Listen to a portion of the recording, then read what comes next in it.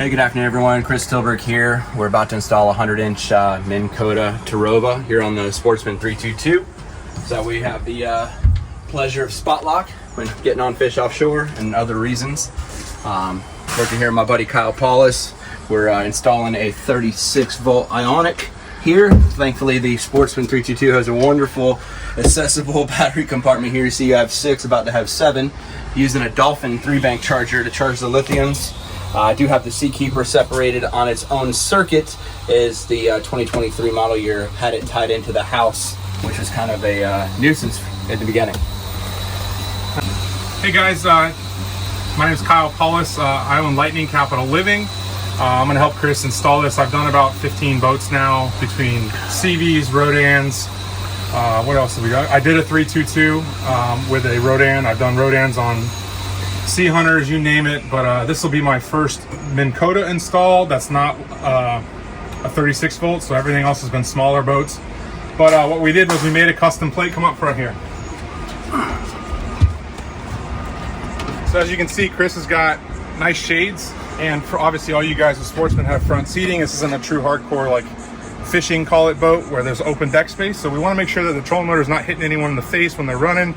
It's just kind of convenient. So what I did was I ordered an aluminum plate off eBay. This is like 120 bucks. If you buy these from a trolling motor company, they're going to be 200 bucks. And then we use the excess to make backing plates. And what we're going to do is we're going to put it all the way up on the bow as far as it'll go, because with the Minn Kota, it's actually going to hang over the lip a little. So it's going to sit like that. So Chris will still have access to his anchor locker.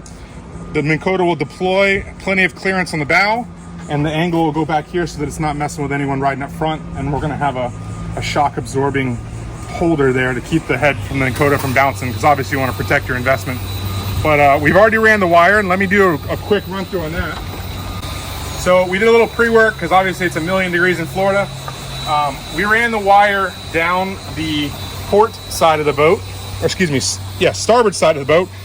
If you, on the Sportsman boats, all of this obviously is hollow, but it's kind of hard to reach. So in order to get your 4-gauge wires run all the way from the front to back, we had to take out this speaker so that we could see, run our fish tape, pull the wire through. And then when you get back here, this one was kind of tricky. You have to take out the rod holder, this plastic rod holder. So when you take this out, you'll be able to run the fish tape up, tape it and pull your wire through. And then we ran, you make sure also that you open the gas cap, unscrew this, and you'll be able to see down there to get that wire pulled.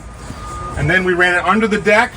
And if you want to look in here, there's a little access port right here left of the batteries. That's where the wire came up. And then we're going to put the trolling motor battery back there in the center. So he's all wired up pretty clean, 4-gauge wire off Amazon. I mean, you can do this far cheaper DIY than anyone's going to install it.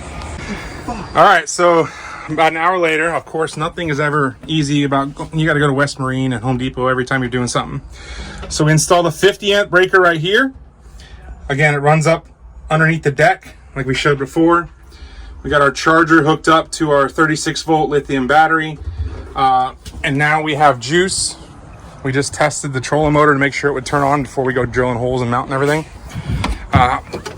Chris opted for the battery tender plug. So we're gonna attach that, but we just tested it to make sure the darn thing would turn on. We got juice, we're good. Now we can go ahead and start drilling holes in this really expensive boat. All right, so what we did now that we've got the trolling motor bracket that I made, and you can see you're only gonna see 2 screws here, but what we did was place a jacket or a towel so I don't scratch up his boat. And then we had Chris get down there on the ladder, and I played with the alignment so that he wants it to line up real nice with that grab rail, and so it's not like hitting somebody in the face there, and so he can put his sunshades up. So that's the perfect spot. He's got some Rapid Velcro straps that'll keep that cord tight. But I just laid some blue tape down so we know exactly where to drill when I take the trolling motor off. But basically you gotta make sure you have 1 inch of clearance right here from the lip of the boat so the trolling motor can deploy and be used properly.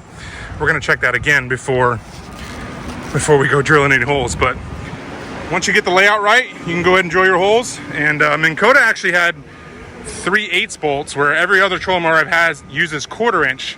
So hats off to them for much stronger hardware. That one too?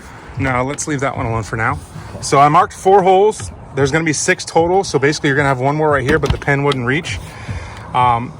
So Chris is going to do the honors and drill his own boat. When you're drilling gel coat, make sure you're lined up perfect. Put it in reverse.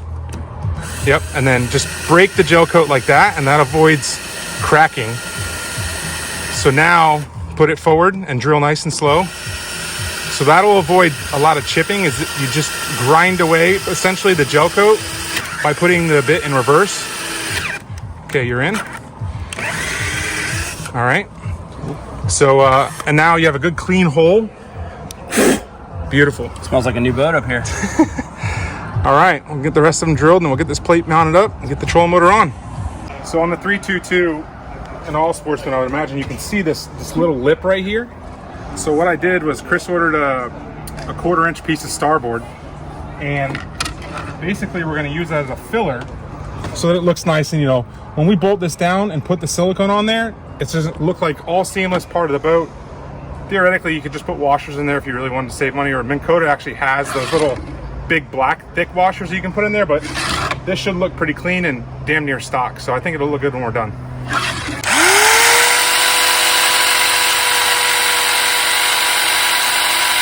So real quick, we got to hustle because we're getting kicked out of the marina for the day. Trolling motor is bolted on. There are 6 bolts with backing plates through the boat. Side covers are back on, prop is on, and then we put the plug, which I got to get 2 screws for. We just modified that cap, and that'll sit right there. And all we got to do tomorrow is install this into the trolling motor plug, and Chris will be able to shoot us a video using it at the sandbar. Oh yeah. All right, guys, I had to come back this morning.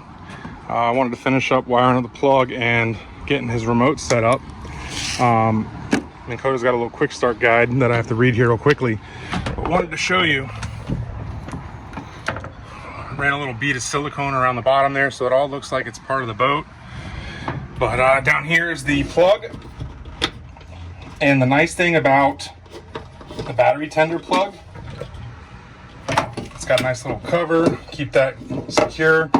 But when you click it in, it has a screw in the middle. So it guides the plug right down and then clicks when it's good. And then we can just, man, I love it when things work the way they're supposed to. So we're deployed. We're gonna read this manual real quick, set up Chris so tomorrow when they come back, go to the sandbar, they'll be all ready to rock and roll. One last thing while that remote finishes doing its software update. We installed a ram mount. This is a bow rail mount. Chris bought the middle section here, which screws into a claw.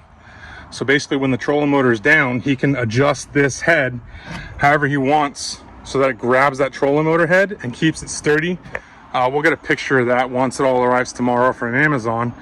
But for like 70 bucks, no more holes in the boat other than what we drilled up there. It's gonna look really clean, and it stays put so that when he just unscrews the claw and it opens and lets go, he can deploy his trolling motor and the claw stays there. Nothing else on the shaft to impede usage. All right, that's a big boy. We got her connected. We're working good in propeller mode, manual mode. Goes right, goes left, and we kill it. All good. And then spot lock / anchor, which obviously it's not going to react because the boat's not moving. Oh, there it goes. It's trying to anchor. So all good. Chris is ready for the sandbar. I'll let him read the quick tips and guides, but yeah, another successful trolling motor install. I'm gonna wash this boat real quick, hose it down on the inside so it's not dirty. But if you're in the Tampa Bay, St. Petersburg area, and you would like me to assist with the trolling motor install, or even just have some questions or tips, Lightning Capital Living on YouTube or Instagram, let me know. Thanks for watching.